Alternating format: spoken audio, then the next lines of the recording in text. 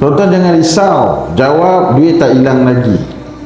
Tapi kalau dia tanya pasal maklumat bank, jangan jawab, letak telefon. Kalau dia suruh bayar, letak telefon. Tuan-tuan dan perempuan, kalau tuan-tuan dan perempuan terbagi nama dekat scammer, duit boleh hilang tak? Tak boleh. Kalau terbagi nama, saya tulis boleh kan?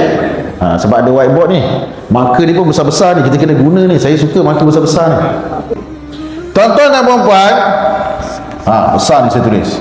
Kita terbagi nama saja, duit boleh hilang tak? Tak boleh. So mana kata kalau tuan-tuan dan perempuan dah terbagi nama, tuan saya risau ni, dia dah tahu nama saya Rahmat Fitri bin Abdullah. Jangan risau. Dia tak boleh buat apa pun. Yang penting duit you tak hilang. Kalau dia nak menyamar, mungkin dia boleh menyamar lah, tapi duit tetap tak hilang. Kena ingat. Yang kedua, dia tahu nama dan nombor IC kita. Duit boleh hilang tak? Tak boleh. Nama dan nombor IC saja dia tak boleh ambil duit kita. Nombor tiga, dia tahu nama, nombor IC dan juga nombor telefon. Duit boleh hilang tak? Tak boleh, tuan-tuan. Jangan takut.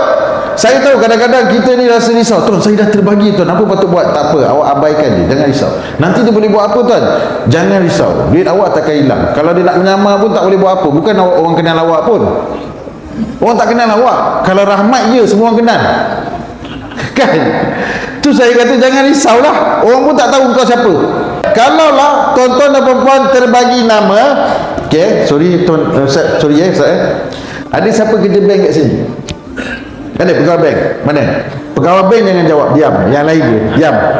Okey, nama, IC, nombor telefon, nombor akaun, duit boleh hilang tak? Tak boleh. Jangan risau. Kalau orang terbagi, tak boleh terbagi je lah. The worst scenario pun dia yang akan masukkan duit dalam akaun awak, bukan duit awak hilang. Kena ingat ni yang penting.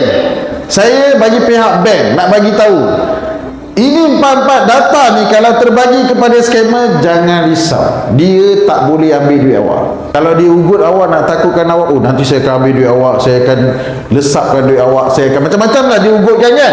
Dia ugut apa-apa pun, jangan takut, jangan panik. Awak ignore je apa dia cakap, abaikan je, block je terus. Yang tak boleh bagi ialah awak punya password. Ni tak boleh bagi. Password apa? Apa-apa password lah. Dalam hidup kita ada berapa banyak password? Banyak kan? Telefon, lagi apa? Bank kan? Rumah kadang-kadang masuk kan pakai password kan? Office dan sebagainya. Password tak boleh bagi siapa-siapa. Tu sebab nama dia password. Kalau password tuan-tuan dan puan-puan, tuan share dekat orang, dia tak jadi password, dia jadi Microsoft Word.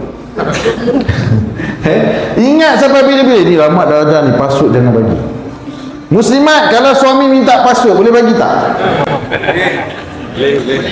Boleh ke tak? Surga di bawah tapak kaki suami. Tijanah, ingat janji kita tijanah, boleh bagi ke tak? Senyap dia takut. Suami, isteri minta, boleh ke tak boleh? Sabar. Tadi kita tanya dia tak nak jawab. Ingat suami kita beli beras. Biasanya suami akan bagi isteri selamat. Isteri bagi suami selalu tak selamat. Habis suami dia banyak geng mesyuarat tingkat lain, geng judin lain tu, geng judi. Jadi habis data orang rumah dia jual. So tuan-tuan dan puan-puan ingat, password jangan bagi siapa-siapa.